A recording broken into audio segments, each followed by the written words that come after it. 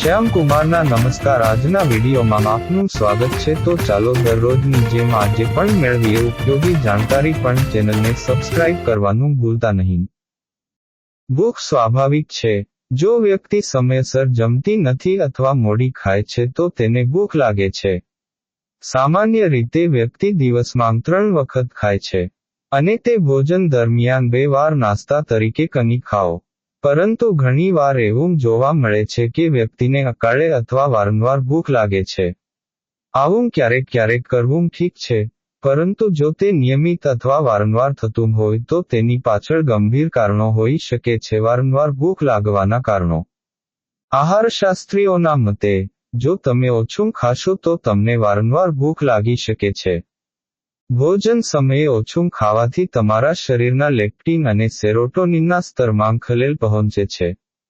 જો તમે સવારના નાસ્તામાં, લંચમાં અથવા રાત્રિભોજનમાં પૂરતો ખોરાક ન ખાતા હો, તો તમને વારંવાર ભૂખ લાગી શકે છે. શરીરમાં પાણીની ઉણપ પછી ભૂખની ઈચ્છા ઉત્પન્ન થાય છે, કારણ કે ઘણીવાર તમે ભૂખ્યા નથી પણ તરસ્યા હો છો.